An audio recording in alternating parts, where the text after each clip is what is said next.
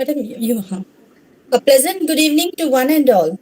I, Dr. Meenakshi Vasnik, on behalf of the cluster institution, heartily welcome our respected organizers, coordinators, teachers, research scholars, and all our dear participants in today's session of BA First Year Semester 1 Compulsory English, organized under the aegis of four major cluster institutions, that is CLIC, Center for Literary Interaction and Creativity, MANOHARRAO KAMDI Mahavidyalaya Nagpur, RAJKUMAR KEWALRAMANI Kanya Mahavidyalaya Nagpur, and dAYANAD ARYA Kanya Mahavidyalaya Nagpur. Today is the third day of lecture series, and today we have with us a very magnificent personality and an erudite scholar, Dr. Sujata Chakravarti Madam. Let me introduce to Dr. Chakravarti Ma'am. Dr. Sujata Chakravarti is an Associate Professor and Head Department of English, dAYANAD ARYA Kanya Mahavidyalaya, Jaripatka, Nagpur. She has over 30 years of teaching experience.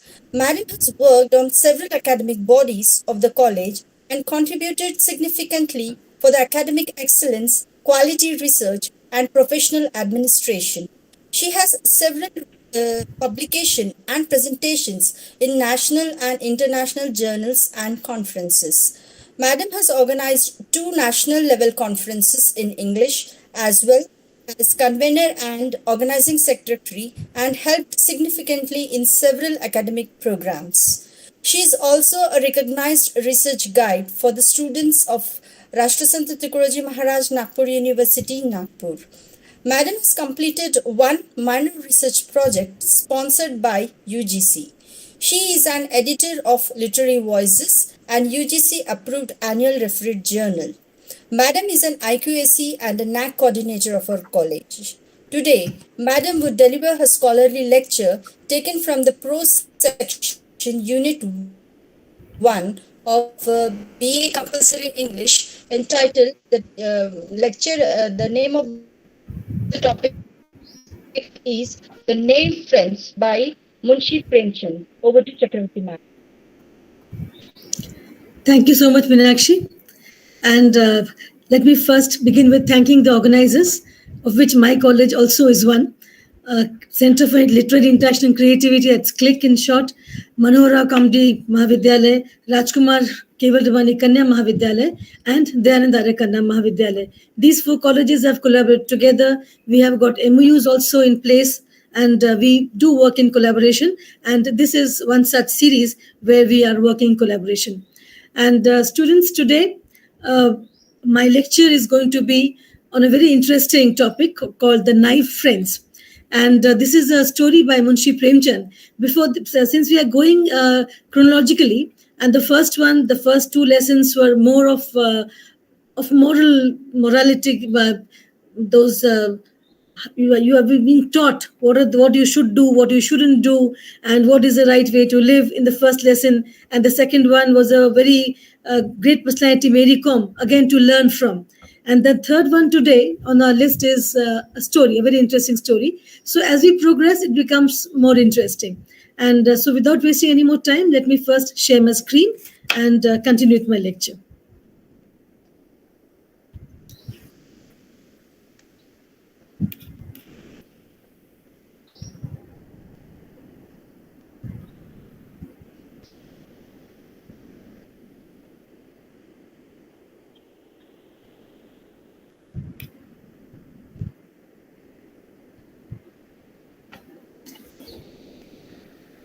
Is my screen visible? Yeah, visible. It's visible. Visible, ma'am. Yeah.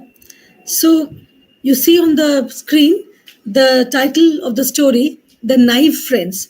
Now you will wonder that the two dots on I, is it wrongly put? So let me tell you, it is not wrongly put, because on the I of friends, you will find the single dot over I, whereas the I on the knife has got two dots. And I'm pronouncing it as naive. It is not knave, because naive is a French word. And actually, in loose terms, you can say it to mean innocent, but it is more than that. Let me explain to you the subtle difference between naive and innocent. Hindi में बोलेंगे तो दोनों का meaning नादान हो जाएगा, innocent भी नादान हो जाएगा, नाइव भी नादान हो जाएगा. लेकिन नाइव में what are the nuances? It is actually a French word, a French loan word, and indicates that a person has a lack of experience, understanding or sophistication. मतलब जो जिस इंसान के बारे में नाइव वर्ड यूज किया गया है वो इंसान के अंदर सोफिस्टिकेशन नहीं है, अंडरस्टैंडिंग थोड़ी कम है, मैच्योरिटी कम है, एक्सपीरियंस कम है. और इनोसेंस अगर किसी को बोला जाए, if somebody is supposed to be called innocent, then it's a term used to indicate a general lack of guilt, कि वो बेगुनाह है. इनोसेंट को हम लोग बेटर वे बोल सकते कि बेगुनाह, इनोसेंट है वो, तो उसमें गिल्ट नहीं है, और कोई क्राइम किया हो, सिन किया हो तो इनोसेंट करार दे दिया गया, इनोसेंट है वो. But naive is a lack of experience. Now this story by Munshi Premchand. And who is Munshi Premchand? Was he always called Munshi Premchand? माँ बाप ने क्या मुंशी प्रेमचंद नाम दे दिया था? No. Munshi Premchand was born as Dhanpat Rai Srivastava. Parents ने उनका नाम रखा धनपत राय Srivastava, and he is also known as the Shakespeare of Indian literature, also as Upanyas Samrat. He had a very prolific career, literary career, wrote about 300 short stories and 14 novels, several plays, essays and letters. Premchand started his literary career as a freelance in Urdu.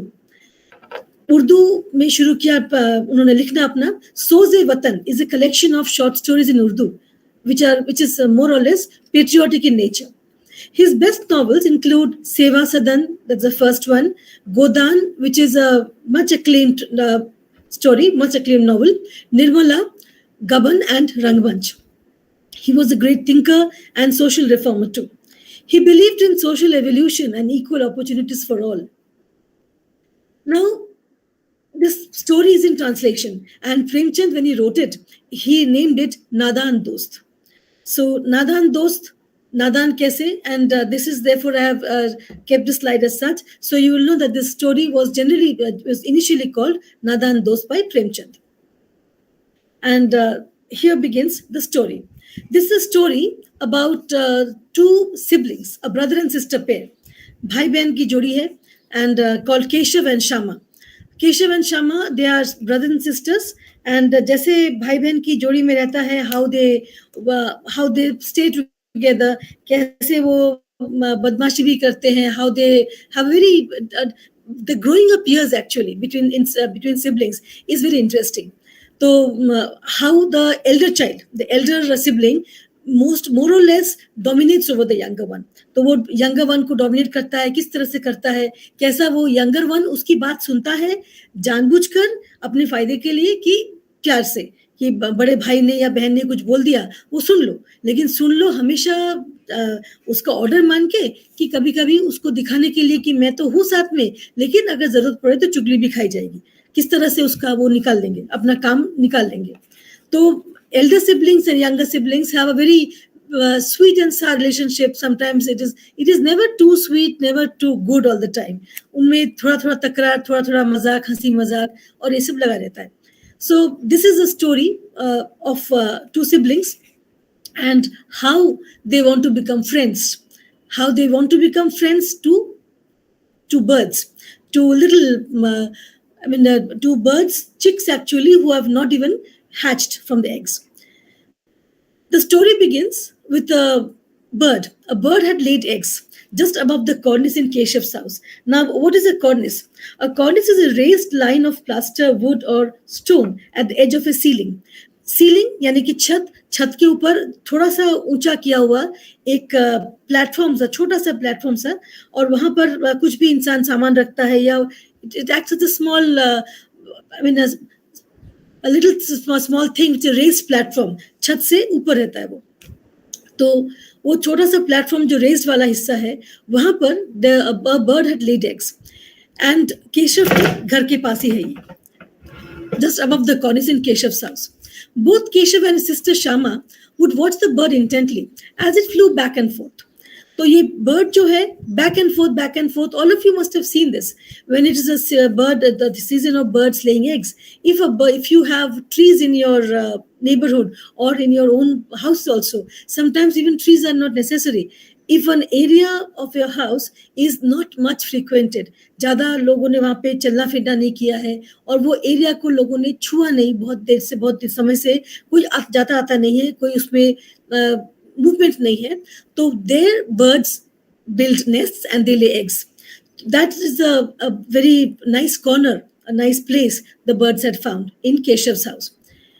Keshav and his sister Shama, they would watch the bird intently. बहुत ही गौर से देखते थे as the bird flew back and forth. तो चिड़िया जब अंडे देती है वो बहुत ज़्यादा बिजी हो जाती है because it has to provide. वो पहले वो नेस्ट बनाएगी और उसके पूरा सामान रखेगी, how all to make the chicks when they hatch comfortable. First thing every morning, the two would come and stand in front of the cornice, rubbing their eyes, barely awake. तो जब से उन्होंने देखा कि वहाँ पे बर्ड ने eggs ले किए हैं, तो it became the center of attraction. हमेशा सुबह हुई कि these brother and sister pair will come and they will come and stand in front of the cornice. Barely awake. अभी नींद से उठे नहीं थे. The pleasure they drew from seeing the two birds was so great that they even forgot about the joys of milk and jalebi. So things which are more interesting for them, like having milk and jalebi, even that could not make that also drew back in comparison to the degree of interesting objects, because this bird's nest became more interesting for them. And now they have questions in their mind. How big were the eggs? What color are they? How many of them? What did they eat? How would the chicks come out of them? And what is the nest like? तो ये सारे प्रश्न उनके मन में उठते थे. किस तरह के एग्स हैं, कितने हैं, कैसे बर्ड्स निकल के आएंगे, वो खाएंगे कैसे, क्या खाएंगे? But there was nobody around to answer the questions. Ma had no time from the housework and Babuji from his books. So parents were they were busy in their own life and nobody could satisfy their curiosity. The two children had to comfort themselves by just asking and answering each other. तो एक दूसरे को पूछते और ऐसे ही अपने कौतूहल को शांत करते. So now we see Shama. Shama is the younger sibling. Shama is asking her brother, tell me bhaiya, will the chicks fly away as soon as they come out of the eggs? So, no silly, Keshav would reply, proud as a scholar. So Keshav, being the elder sibling, the big brother, he has the prerogative of answering little Shama's questions. Shama used to ask him, क्या वो भाग जाएंगे, उड़ जाएंगे क्या, जैसे वो निकल के आते थे?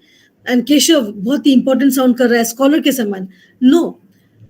First they have to grow wings. How would the poor things fly without wings? कैसे वो बड़े होंगे? पहले उनके पंख तो निकले, पंख के बिना कैसे बड़े होंगे, कैसे जाएंगे बाहर? Shama. What would the poor bird feed her little ones? This was a tricky question for even Keshav to answer. Birds अपने बच्चों को खिलाएगी क्या? अब केशव के पास भी इसके आंसर नहीं है. केशव भी सोच में पड़ गया. A couple of days went by and the children's curiosity increased. They were eager to see the eggs. They were certain that they had hatched by then. 2 दिन निकल गए और बच्चों की क्यूरियोसिटी और बढ़ती गई, इंक्रीज. बट एग्स को देखने के लिए बहुत उत्सुक हो गए, ईगर हो गए. एंड दे वर सर्टेन, निश्चित थे कि अब तक तो एग्स हैच हो चुके होंगे. The question of what the chicks would eat now weighed heavily on their minds. और अब उनके दिमाग में बहुत बढ़ के बात चली है कि अब ये चिक्स खाएंगी कैसे, क्या खाएंगे. और उनके दिमाग में ये बात बहुत ज्यादा चिंताजनक हो गई. Where would the poor bird find enough grain to feed her brood? The chicks were sure to starve to death. तो कैसे बच्चों को क्या खिलाएगी, चिक्स को क्या खिलाएगी? And the chicks were sure to starve to death. But इन्होंने सोच लिया, केशव एंड श्यामा ने, कि जरूर ये लोग बिना खाए ही मर जाएंगे, भूखे. This thought left the siblings very anxious. They decided to scatter some grain on the cornice for the birds to pick. तो ये जो thought उनके दिमाग में आया, इनसे बहुत anxious हो गए. What could they do? So they decided. What will they do? They'll get some grains and scatter the grains on the cornice for the bird to pick. तो कुछ grains लेके आएंगे और वहाँ पे बिखेर देंगे cornice पर, ताकि bird आके, bird को ज़्यादा मेहनत नहीं करनी पड़े और bird वहीं से दाना चुन चुन के खिला देगी. Shama said happily, oh, then the bird won't have to fly anywhere in search of food, will she? Oh no, said Keshav, why should she? But won't the chicks be really hot up there? A new worry crossed Shama's mind. तो अभी दोनों बच्चे बहुत खुश कि उन्होंने उसका इंतजाम तो कर लिया कि बर्ड को बेचारी बार बार जाना आना पड़ रहा है. एक बार जाएगी, कुछ लेकर आएगी, फिर चली जाएगी, फिर चोंच में कुछ लेकर आएगी। तो अब उन्होंने दिमाग लगाया कि जैसे ही उन्होंने एक थोड़े से ग्रेन्स स्कैटर कर देंगे, बिखेर देंगे ग्रेन्स ऑफ राइस, और फिर वो आके प्रॉब्लम होगा नहीं, ग्रेन्स लेके खाएंगे वो। अब उनके दिमाग में, श्यामा के दिमाग में एक नई चिंता, won't the chicks be really hot up there? ऊपर वहां पे कॉर्निस पर उनको बहुत गर्मी लगने वाली है। Keshav had not thought of this problem until then. अब केशव के दिमाग में ये प्रॉब्लम तो आई नहीं थी। Yes, he said, they are probably dying of thirst up there. There is no shade above them, even. अब केशव को लगा कि सिर्फ गर्मी नहीं, उनको तो प्यास भी लगने वाली है, और वहां पे तो शेड भी नहीं है, उनके ऊपर कुछ शेड नहीं है ताकि कोई वहां पे ढका हुआ चीज नहीं है जिससे उनको आसान हो जाए. It was finally decided that a makeshift roof would be erected above the nest. अब उन्होंने डिसाइड कर लिया, एक और डिसीजन लिया उन्होंने कि एक मेकशिफ्ट रूफ यानी कि छत, और मेकशिफ्ट टेम्पररी सा कुछ एक बना देंगे नेस्ट के ऊपर, ताकि वहां पे जो चिड़िया के बच्चे निकलेंगे उनको कुछ भी तकलीफ नहीं हो, गर्मी भी नहीं लगे, कोई प्रॉब्लम भी नहीं हो, they should be comfortable. The proposal for a bowl of water and some grain of rice was also approved. अब एक और प्रपोजल आया. अब क्या करेंगे? बोल ऑफ वाटर भी चाहिए. अब खाना सिर्फ रखने से थोड़ा चलेगा, खाना भी चाहिए, पानी भी चाहिए, तो बोल ऑफ वाटर लेके आएंगे और कुछ ग्रेन्स ऑफ राइस. तो ये सब तीनों चीजों को उन्होंने अभी सोच लिया. क्या क्या लेके आएंगे? Bowl of water, grains of rice, and they will make a roof. So here you see on the screen, I have tried to get some images for you. Both children began to work in earnest. अब दोनों को बहुत मिला कैसे वो लोग अपने काम में जुटेंगे. Shyama quietly brought some rice from the clay pot से चुपचाप से कुछ राइस के दाने निकाल के लेकर आ गई. Keshav secretly emptied the stone bowl of its oil, scrubbed it clean and refilled it with water. अब केशव ने क्या किया? ही गॉट अ स्टोन बोल जिसमें कि तेल था, वो तेल उसने खाली कर दिया, अच्छे से सफाई कर ली उसकी, and then refilled with water, पानी भर के उसको लेकर आ गया. But where to get the cloth for the shelter? अब दाना भी आ गया, पानी भी आ गया, नाउ शेल्टर बनाना है ताकि वो छत जो ढकेगा उनको. And how to make the roof stay up without support? Roof का तो सोच लिया, roof will be there made of cloth, but then कैसे उसको ऊपर करेंगे ताकि वो सपोर्ट खड़ा रहे, वहां पर कपड़ा कैसे खड़ा रहेगा? Keshav puzzled over the problem for a while before it was finally resolved. Keshav सोच ही रहा है कि किस तरह से उस प्रॉब्लम को चलाएंगे, जब जाके वो रिजॉल्व हो गया. Go and bring the garbage basket. Make sure Ma doesn't see you. अब केशव के दिमाग में he kept on thinking how to get over this problem. What kind of a solution could he come up with? तब उसके दिमाग में आया, let us go. उसने ऑर्डर दिया केशव श्यामा को, go and bring the garbage basket. जाओ जाके गार्बेज बास्केट यानी कि जो वेस्ट पेपर बास्केट है जहाँ पे लोग वेस्ट चीजें डालते हैं, वेस्ट पेपर का बास्केट, वो लेकर आओ. एंड मेक श्योर दैट माँ डजंट सी यू, और ये ध्यान दो कि माँ तुमको बिल्कुल देखे नहीं. But it's got a hole in the middle, will it keep the sun out? अब श्यामा बोल रही है लेकिन उस बास्केट के बीच में तो होल है, छेद है, तो उससे क्या सूरज की रोशनी बाहर रहेगी? First bring the basket, Keshav said with slight irritation. Keshav कहता है go and get the basket first, जैसे बड़े भाई बहन ऑर्डर देते हैं छोटे अपने भाई बहनों को, गो फर्स्ट गेट द बास्केट, पहले जाके बास्केट लेकर आओ. स्लाइट इरिटेशन के साथ बोला उसने, मतलब थोड़ा सा गुस्से में. I will take care of the hole. Shyama went running and return with the basket. अब श्यामा ने, उसके पास चारा नहीं, दौड़ती हुई गई, बास्केट लेके आ गई वापस. Keshav stuffed the hole with some paper and rested the basket against the branch of a nearby tree. Keshav ने क्या किया? उस होल को पेपर से स्टफ कर दिया, और then he rested the basket against the branch of a nearby tree. और वहां पे एक ट्री था पास में ही, पेड़ था, उस पेड़ के ब्रांच के सहारे, एक टहनी के सहारे उसने उस बास्केट को रेस्ट कर दिया.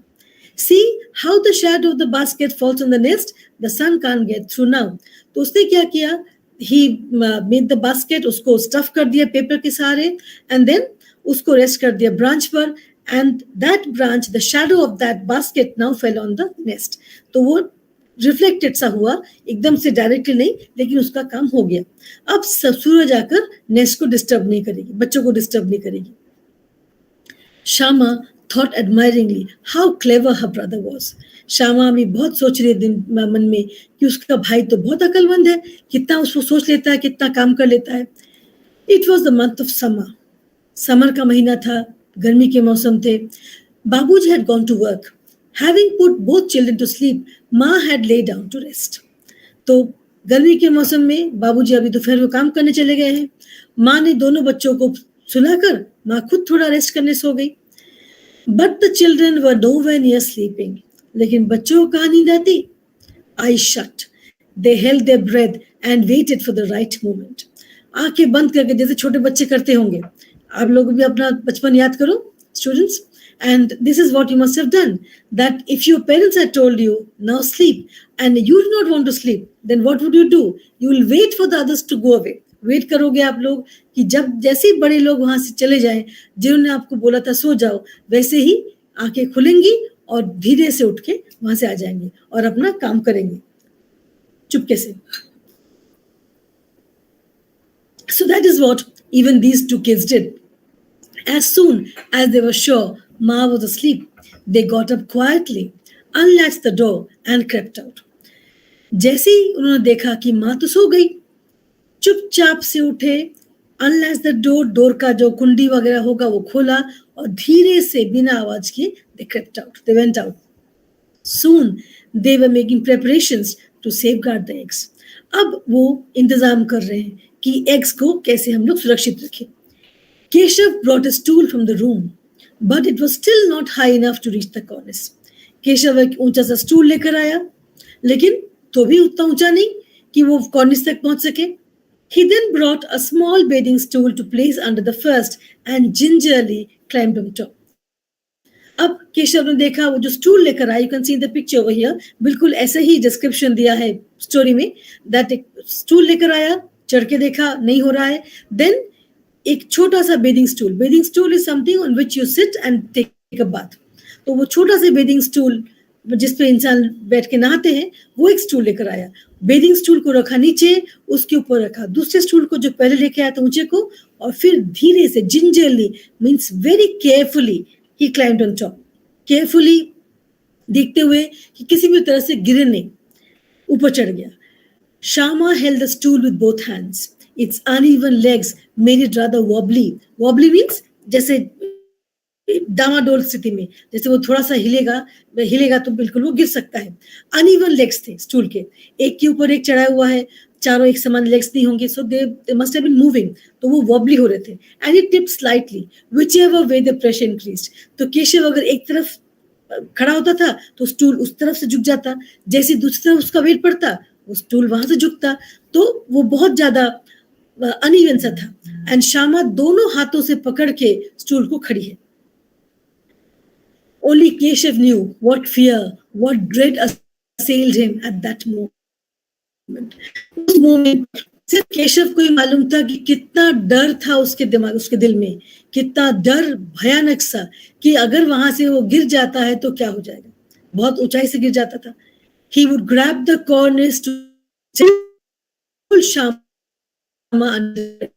वो एकदम से जैसे उसको लग रहा था कि वो डामाडोल स्थिति में है, गिरने को तैयार है, तो तुरंत वो कॉर्निस को पकड़ लेता था. जो कॉर्निस पे वो नेस्ट है, घोंसला है, उस कॉर्निस को पकड़ लेता था. And scold Shama under his breath, hold fast or I'll come down and beat you nicely. What did he do? He has made his little sister hold the stool. उसको पोजिशन में रख के उसने बैठा रखा है, खड़ी है, और वहां पर उसको लग रहा है डर कि मैं गिर जाऊंगा. उसी में वो श्यामा को डांट रहा है. होल्ड फास्ट, फास्ट का मतलब यहाँ पर कसे पकड़ो, जोर से ऐसे पकड़ो. होल्ड फास्ट और I will come down and beat you nicely. अच्छे से पकड़ो, वह क्या करूंगा, अच्छे से तुम्हारी जय करूंगा. Again this is a very जो सिबलिंग्स के अंदर चलता रहता है, जो चलता रहता है. श्यामा उसका काम कर रही है, पकड़ के खड़ी है बेचारी, और केशव क्या बोल रहा, डांट रहा है, अगर पकड़ो नहीं तो मैं नीचे आकर तुमको मारूंगा. But poor Shama's attention was taken up by the cornice. लेकिन अब श्यामा क्या करे, उसका ध्यान भी कॉर्निस पर है. Time and again her mind veered in that direction and her grip on the stool slackened. तो श्यामा खड़ी तो है स्टूल पकड़ के, लेकिन उसका पूरा ध्यान कहाँ पर है? केशव कॉर्निस पर क्या कर रहा है, उसको क्या दिखा और वो क्या नहीं देख पा रही। केशव को तो चढ़ने में हेल्प कर दिया उसने, लेकिन श्यामा वो देख नहीं पा रही, तो उसका ध्यान वहीं पर, that what does Keshav see there, and that is me. So whenever she thought of the chorus, her उसका होल्ड जो था स्लैकेंड हो रहा था, मतलब कम हो रहा था. The moment Keshav's hands reached the cornice, the birds flew away. क्या हुआ? जैसे केशव चढ़ गया कॉर्निस पे पहुंचा, कॉर्निस को टच किया, birds flew away. Keshav saw some twigs scattered on the cornice and 3 eggs lying on them. Keshav ने क्या देखा? Some twigs scattered on the cornice. कुछ तिनके थे, छोटे छोटे से लकड़ी के टुकड़े, वो scattered थे, बिखरे हुए थे, और उसके अंदर, उसके उन्हीं के बीच में there were 3 eggs, छोटे छोटे से 3 अंडे वहां पे पड़े हुए थे. There was no nest like the ones he had seen on trees. Trees पर, पेड़ों पर जैसे घोंसला देखा था, वैसा कोई घोंसला था ही नहीं, सिर्फ कुछ लकड़ी के टुकड़े थे, ट्रिग्स थे, एंड उन्हीं के बीच में, टुकड़े जो स्कैटर्ड थे, उन्हीं के बीच में 3 अंडे पड़े हुए थे. Shyama asked, "Can you see the chicks, भैया?" अब श्यामा ने पूछा, क्या आपको कुछ चिक्स दिख रहे हैं, कोई छोटे चूजे दिख रहे हैं? There are 3 eggs. The chicks haven't come out yet. बोला वो 3 eggs तो हैं, चिक्स अभी निकले नहीं है बाहर. Show me भैया, how big are they? एकदम से श्यामा जिद कर रही, भैया मुझे दिखाओ कितने बड़े एग्स हुए. I will, but first bring some rags to lay under the eggs. He said, I will, दिखाऊंगा, but मेरा काम सुनो पहले. First bring some rags. Rags are torn clothes, wasted clothes torn up. So first get those some clothes to lay under the eggs. मैं eggs को नीचे वो rags रख दूंगा. The poor eggs are lying on twigs and straw. वो eggs तो ऐसे पड़े हुए हैं, कुछ तिनके हैं, घास के टुकड़े हैं, कुछ छोटे छोटे लकड़ी के टुकड़े हैं, उन्हीं पर बेचारे एग्स ऐसे पड़े हुए हैं. तो पहले कुछ मेरे लिए फटे पुराने कपड़े लेकर आओ, उनको मैं एग्स के नीचे रखूंगा और फिर दिखाऊंगा तुमको. The two birds would approach the cornice only to fly away again. अब बर्ड्स आए पास में, देखने के लिए क्या हो गया, आए, लेकिन जैसे ही देखा केशव खड़ा है, तुरंत they quickly flew away. एकदम से वापस चले गए. Keshav wondered if they were scared and he took away the stools. अब केशव को लगा कि क्या बर्ड्स घबरा गए हैं और घबराहट के मारे इसलिए वो चले जा रहे हैं. अब श्यामा को बहुत डर लग रहा है, उसको भी खराब लग रहा है. Shyama was tearful. लेकिन श्यामा क्यों, श्यामा को आंसू आ गए, tearful हो गई. You didn't show me, she complained. I'll tell ma. अब श्यामा क्या बोल रही है? You didn't show me. Shyama को आंसू पे क्यों आ गए? Not because that she was afraid that the birds are flying away, but because she could not see the eggs. You didn't show me, she complained. I will tell ma. माँ को मैं बता दूंगी, आपने मुझे दिखाया नहीं. I will bash you if you tell ma. Keshav क्या बोला? अगर माँ को बताया तो मैं तुमको बहुत पीटूंगा. Then why didn't you show me? फिर दिखाए क्यों नहीं? And what if you're fallen down and broken your head? और अगर तुम वहां से गिरती और अपना सर फोड़ लेती तो क्या होता? So what? Big deal? Just so समझ नहीं पा रही है कि केशव से लंबा है, बड़ा है, Keshav could read cornice, but she could not. So she is Keshav को डर भी लगा है. तो अगर तुम गिरती तो क्या? श्यामा सुनने को तैयार, समझने को तैयार नहीं. एंड शी सेज, तो क्या होता? Just wait, I will tell ma. अब तुम रुको, अब देखो मैं क्या करती हूँ, I will tell ma. Just then that door opened, ma came out. वो बोल ही रही थी, धमकी दे रही थी, सडनली दरवाजा खुला और माँ निकल के आई, shielding her eyes from the blazing sun. भरी दोपहर है and the sun is blazing. सूरज एकदम जोर से चमक रहा है. What are you two doing out there in the sun? She asked. Who opened the latch? एकदम से पूछती है, What are you two doing out there in the sun? तुम दोनों सूरज में क्या कर रहे हो अभी निकल कर? लैच किसने खोला? How many times do I have to tell you not to come out in the afternoon? कितनी बार बोलना पड़ेगा आफ्टरनून में बाहर निकलना नहीं? Keshav had opened the latch, but Shyama didn't say that to Ma. Keshav ने लैच तो खोल दिया था, लेकिन श्यामा ने माँ को ये बात नहीं बताई. She was scared that he might get a beating. उसको लगा डर कि उसको मार पड़ सकती है. अगर उसने बता दिया था कि केशव ने कुंडी खोली थी दोनों को निकलने के लिए, तो केशव को मार पड़ सकती है. Keshav was afraid that Shama might squeal. और केशव को डर लगा, और श्यामा को क्या डर लगा, अगर उसने माँ को बता दिया तो केशव को मार पड़ सकती है. लेकिन केशव को डर था कि श्यामा जरूर सच बोल देगी. क्यों? क्योंकि he hadn't shown her the eggs and so he didn't trust her. तो केशव को डर लग रहा है क्योंकि उसने उसको अंडे दिखाए नहीं, अब वो माँ को जरूर बता देगी. और श्यामा को लग रहा है कि अगर मैंने माँ को बताया तो माँ उसको बहुत मारेगी. Whether Shama was silent out of love or because she was party to the crime is a matter of some conjecture. Perhaps it was both. तो अभी श्यामा क्यों चुप थी? क्यों उसने केशव के बारे में पूरा पूरा सच माँ को नहीं बताया? तो कारण क्या था? Was it out of love? सिर्फ अपने भाई के लिए, प्यार की खातिर कि उसने भाई को मारना पड़े, क्योंकि माँ तो जोर से मारने वाली थी सुनकर कि किसने दरवाजा खोल दिया था. दो कारण हो सकते हैं उसके चुप होने का.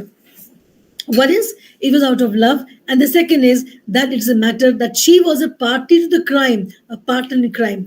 दोनों ने मिलकर ये काम किया, जो गलत काम था उनके हिसाब से. तो दोनों ने क्योंकि मिलकर काम किया था, इसलिए क्या होगा, तो दोनों की गलती थी, तो सिर्फ केशव को क्यों मार पड़े? इसीलिए शायद श्याम वहां पे चुप थी. और ऐसा भी हो सकता है, ऑथर सेज, कि हो सकता है थोड़ा थोड़ा दोनों ही होगा. माँ scolded them and took them both back inside the room.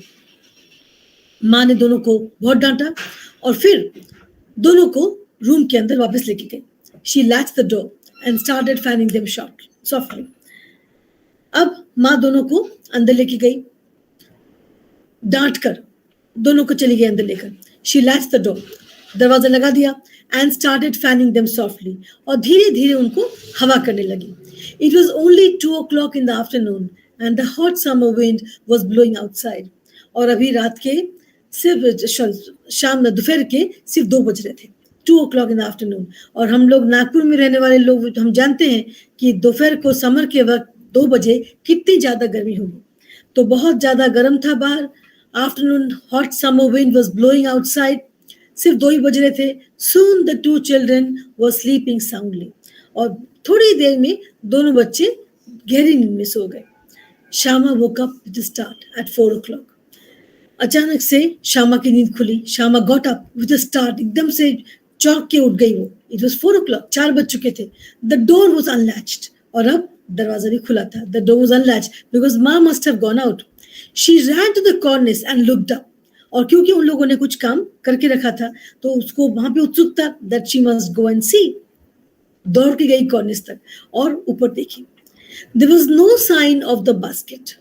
और वहां पे बास्केट था ही नहीं. कौन सा basket? The basket that these two had made, the temporary kind of a shelter that they had made. जो वेस्ट पेपर बास्केट था, उस बास्केट को उसमें द पेपर्स एंड कपड़े के सहारे say that put on a branch, ताकि उस ब्रांच का जो शैडो है, बास्केट वहां पे टिका है तो उस बास्केट का शैडो नेक्स्ट पे पड़ेगा और उनको गर्मी नहीं लगेगी. That basket could not be seen. There was no sign.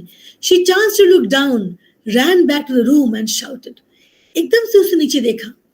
नीचे देखकर वो दौड़ के गई रूम में. She ran back and shouted. चिल्ला के बोली वो, भैया the eggs have fallen down, the chicks have flown away. क्या बोली चीख कर? भैया the eggs have fallen down. And she shouted that eggs have fallen down. अंडे नीचे गिर गए. And the chicks have flown away. अंडे नीचे गिर गए और जो चिड़िया के बच्चे थे वो उड़ के बाहर चले गए. Keshav ran to the cornice and saw that the 3 eggs lay broken on the floor. अब केशव दौड़ के गया कॉर्निस तक और वहां पे क्या देखा? The 3 eggs were there.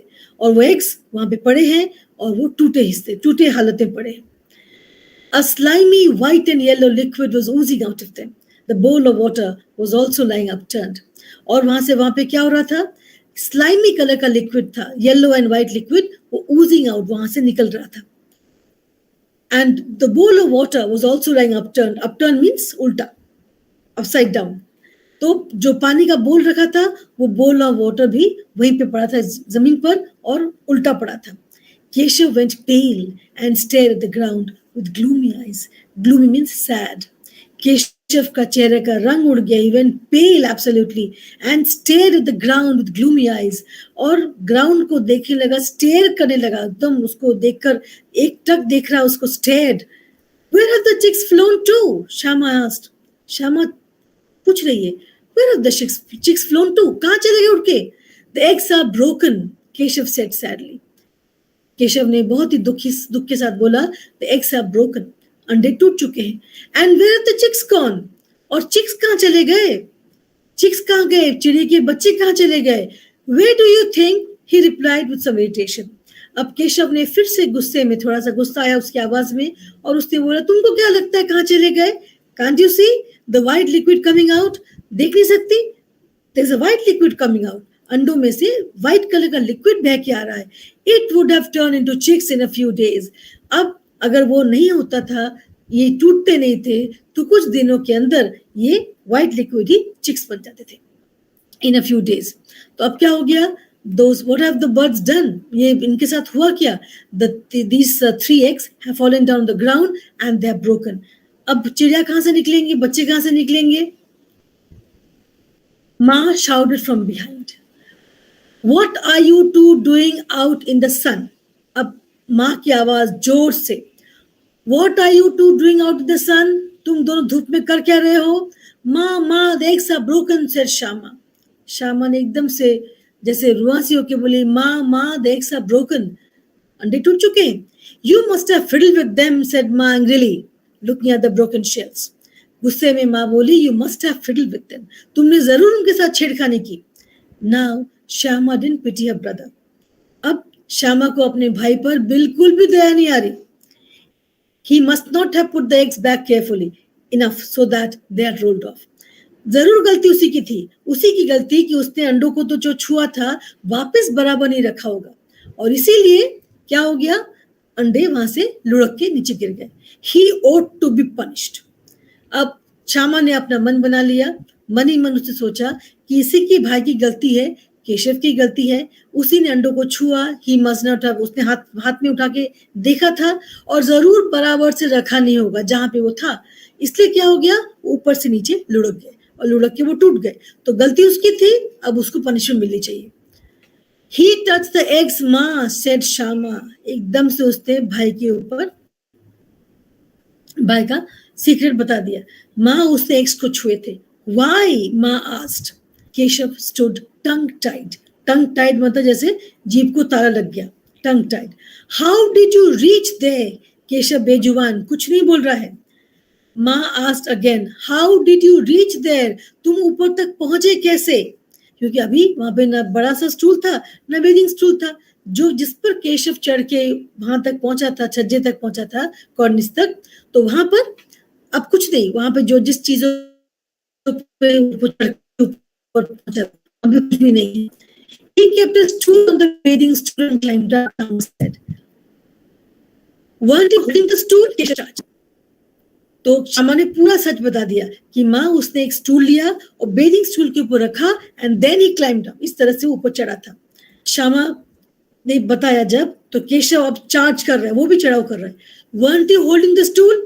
तुम क्या स्टूल को पकड़े नहीं हुई थी? You told me to, Shyama replied. अब श्यामा भी पलटा उत्तर कि मैं क्यों पकड़ूंगी, तुमने कहा था, तुमने कहा तो मैंने पकड़ा, मेरी गलती कहाँ? You are a grown-up boy, Keshav, said Ma. माँ ने क्या बोला? You are a grown-up boy.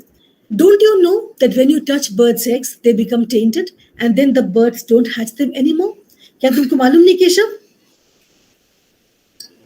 कि जब तुम बर्ड्स को छूओगे तो वो टेंटेड हो जाते हैं. टेंटेड मीन्स जैसे दूषित, खराब. And then the birds don't hatch them anymore. और उसके बाद जब ऐसा हो जाए तो बर्ड्स उनको बिल्कुल उसके ऊपर बैठ के उनको टूटने को नहीं, हेल्प नहीं करती. डोंट हैच देम, उनमें से बच्चे निकलने को हेल्प चाहती नहीं है. So the birds dropped the eggs themselves? Shama asked her mother fearfully. डर के आवाज में डर उसके, fearfully डर के मारे पूछ रही माँ को, तो क्या चिड़ियों ने खुद अपने बच्चे नीचे गिरा दिए, अपने एग्स को नीचे गिरा दिए? What else would the birds do? माँ said. माँ कहती है, और क्या करते birds? Keshav, you have done a terrible thing. Keshav, तुमने बहुत बुरा काम किया. You have taken 3 lives. तुमने 3 जाने ले ली. Keshav looked pained. I only cushioned the eggs, he said quietly. Keshav क्या बोलता है? मैंने तो सिर्फ उनको कुशन किया था. उनको मैंने एक कुशनिंग कर दिया था ताकि आराम दे दिया था उनको उनके नीचे. Because why had Keshav done this? Keshav को बहुत दर्द हो रहा है, बहुत पेन हो रहा है उसको, मतलब मन में, उसके मन में बहुत दर्द है कि मैंने ये क्या कर डाला. I only cushioned the eggs, he said quietly. धीरे से वो बोलता है कि मैंने तो सिर्फ एग्स को कुशन किया था. कुशन किया था क्यों? क्योंकि उसने क्या देखा? When he reached the cornice, छज्जे में जब पहुंचा था, what did he see? He saw that it was bare ground, सिर्फ खाली plain ground था. उसके ऊपर there was some straw, some twigs, कुछ घास के तिनके थे, straw सूखे हुए, और कुछ ट्विग्स थे, छोटे छोटे लकड़ी के टुकड़े, टहनियों से, पेड़ से तोड़े हुए, और वो उनके बीच में, मतलब there was nothing, not a regular nest जो हम घोंसला समझते हैं, that where we see generally birds' eggs, nothing of the sort, वैसा कुछ भी नहीं था. तो उसके अंदर, उसी के बीच में वो छोटे छोटे से 3 एग्स पड़े थे. तो केशव को आके उस पे एग्स पे दया आई कि एग्स कैसे ठीक से वो कैसे रहेंगे. तो एक्स को उसने दया करके क्या किया था? उसने ऐसा काम कर लिया था. तो धीरे से उसने बोला, मैं तो सिर्फ उनको कुछ नहीं किया था. That made Ma laugh. But for quite some time after that, Keshav was pricked by a guilty conscience. तो वो जो केशव ने जब बोला कि मैं तो सिर्फ उनको कुछ नहीं करने के लिए रखा था, इससे माँ को बहुत जोर से हंसी आ गई. लेकिन केशव को हंसी नहीं आई. बहुत समय तक, quite some time after that, Keshav was pricked by guilty conscience. उसको बहुत अंदर अंदर दर्द हुआ, दुख हुआ कि मैंने ये क्या कर दिया, ये मेरी वजह से ऐसा काम हुआ. और इस बच्चों का, ये जो चिड़िया के बच्चे थे, वो हैच हो ही नहीं पाए. In trying to protect the eggs, he had destroyed them. This thought would even make him cry at times. और बच्चों को in trying to protect the eggs को protection देने के चक्कर में, so that the eggs are better cared for, he had destroyed them. तो eggs को ज़्यादा protection देने की कोशिश की उसने, और उस चक्कर में क्या हो गया? eggs totally destroyed हो गए. This thought would even make him cry at times. तो जब जब वो सोचता उसके बारे में, उसके बाद में उसको रोना आता था कि मैंने ये क्या कर डाला. What have I done? Actually, what had happened? As for the 2 birds, they were never to be seen there again. और चिड़िया को क्या था? उसके बाद से चिड़िया वहां पे कभी दिखना बंद हो गई. They were never again seen. किसी ने चिड़िया को बाद में देखा ही नहीं. So what had happened here? What went wrong? What do you think went wrong over here in this story? The Knife Friends. Now, why is the story called The Knife Friends? ये जो story है, इनको हमने इनको इसका नाम नादान दोस्त क्यों दिया, नाइफ फ्रेंड्स क्यों दिया? केशव ने क्या किया था? And look at the model of the story. If we have to look for a moral, a little knowledge is a dangerous thing. It only hastens fools to rush in where angels fear to tread. There's a quotation by Samuel Johnson, from Samuel Johnson. What does it mean? A little knowledge is a dangerous thing. अल्प विद्या भयंकरी जैसा बोलते हैं, मतलब थोड़ा सा ज्ञान अगर किसी के पास हो तो वो ज्ञान बहुत ज्यादा भयंकर काम कर सकता है. मतलब अगर आपके पास पूर्ण नॉलेज नहीं है, किसी के पास, if a person doesn't have complete knowledge of a thing and yet decides to go ahead with a certain action or a plan of action, then what happens? Then things just go wrong, and to such an extent that things go beyond redemption, beyond help. It only hastens fools to rush in where angels fear to tread. Then what happens? Fools rush there. So even angels will not want to go where fools rush in without thinking. So it is only a foolish thing to do. So the story, the story that's been titled The Knife Friends, like I began my talk today, explaining to you what is knife and how it is different from innocence. So when a person is naive, that means the person does not have enough experience, doesn't have enough maturity, not much exposure, not much knowledge of whatever they are going to do. Why? In a certain aspect, they are called naive.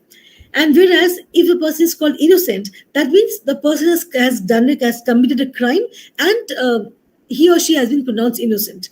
तो उसको बोला जाता था कि उसने कुछ काम किया, लेकिन innocent बता दिया तो उसको बता दिया कि उसने उसकी गलती नहीं, वो क्राइम जो हुआ, जो सिन हुआ, जो पाप अगर हुआ था तो innocent है, उसकी कोई गलती उसमें नहीं है, वो उसके ऊपर दोष नहीं दे सकते, निर्दोष है वो।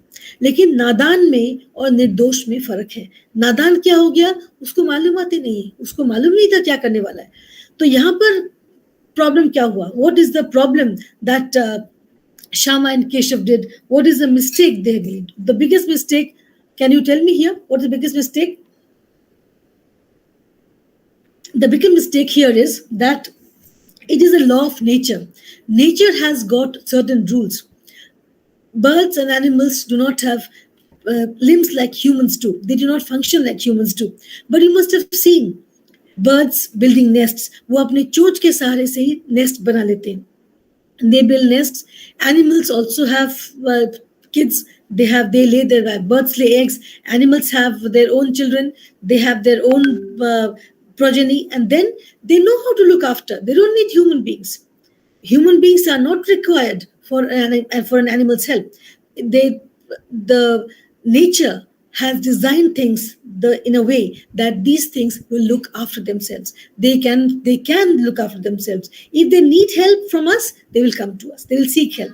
If a bird needs help, if an animal needs help with these natural things, they will come and ask for it. And then you will know, they will pull you towards them. They will pull you towards the danger. They will take you towards, they will lead you there, and they will plead with you. They will ask you that come and help me. I cannot do things now. I am not in control anymore. I need help.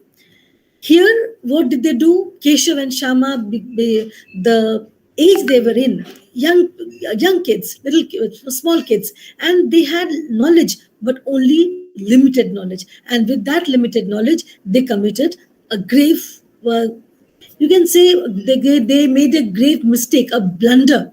They committed a blunder. That is, they tried to shelter the eggs. The eggs did not need any shelter. The kind of birds that they were, the eggs were comfortable as it is. They must not be in the habit of building nests. So a nest wasn't required, and here they thought that they are helping the bird. It is the bird's nature to keep on flying to and fro to get grains to feed her little ones.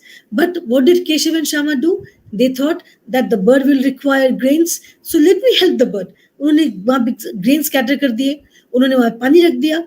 Bird को चाहिए नहीं था. Bird को जो चाहिए, bird सक्षम है, वो जा सकती थी, जाती है बार बार. आपने बर्ड्स को देखा ही होगा, बार बार जाना आना करती है और अपना सामान इकट्ठा कर देती है. उनको जो चाहिए, उसके चिक्स को हैच होने के लिए जो चाहिए, बर्ड पूरा इंतजाम कर देती है. A bird does not need human beings to cook food, to give them food, to give them water, to give them shelter. No. To cushion the eggs, no. Whatever the bird requires, the birds will procure for themselves. So here, this is the moral of the story that Premchand has named it so, Nadan Dost. कि these people, ये दोस्त बनने की कोशिश किए. They try to become friends of the birds, but the birds did not ask for friendship. The birds did not ask for friendship. And here, जबरदस्ती के वो दोस्त बनने गए, और जबरदस्ती के दोस्त बनने में क्या किया, उन्होंने birds को, chicks को destroy कर दिया. Because birds don't touch. If human beings touch the birds' eggs, then the birds do not hatch them at all. They are tainted. Like the mother said, they are tainted. Friendship of the wise is good. Another saying here by Rumi, that if you are friends of the wise, it's a good thing. A wise enemy is better than a foolish friend. That is, one must have wisdom. Always look for wisdom. So just for the sake of friendship, do not make friendships with the foolish people. If you are in need of friends, does it mean that you will befriend anybody and everybody? No. Be wise. Be wise in choosing friendship, because the way a person's life is shaped, the way a person's character is shaped, depends a lot on the company the person keeps. If a person has good company, has got mature company, has got understanding people as friends, then the friendship is valuable. Then the person, even if the person is going to make a mistake or on the verge of committing mistakes, the friends, the wise friends, will pull him out of it. Even if it's a wise enemy, the enemy will maybe tell them, warn them off. But a wise enemy is also better than to have a foolish friend. That means if you are in need of a friend, but the only person left is foolish, it is better to remain friendless than make a foolish friend. So that is what the story means. That is what Premchand's message is through the story. It's a timeless story, and as you can see, we can apply it in today's world also, to our present circumstances also. That today we are so we are so eager to make friends. Our friend lists on Facebooks, on other social networking sites, we just want to show the world that, see, we have got so many friends. But are they all friends in the true sense of the word? Are those friends wise enough?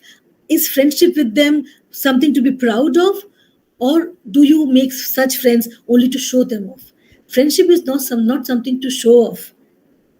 It is always wise, and one must be prudent in deciding, and that is it. I hope I have been able to do justice to the story, to Premchand's story. It is a timeless story, and like all of Premchand's stories, they're all timeless. They have stood the test of time, and even now, Premchand's stories have been translated into English and Russian and in other languages also now. And इसीलिए कि इस तरह से stories को पढ़ेंगे, कितने सालों पहले लिखा गया स्टोरी अभी भी हमारे लिए मायने रखता है. तो through this simple story, it is such a prudent message that the great author has put across to you. Thank you for the patient listening.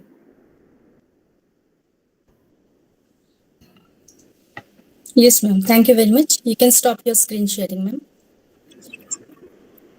Yeah. Yes, ma'am.